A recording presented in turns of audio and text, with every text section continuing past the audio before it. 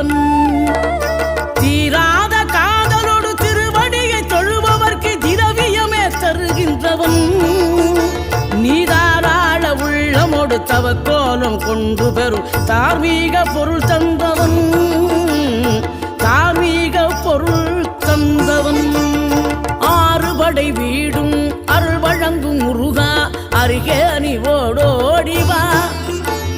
மூவிரண்டு முகம் ஜொலிக்க 6 கரங்களுடன் ஆதரவு தரவோ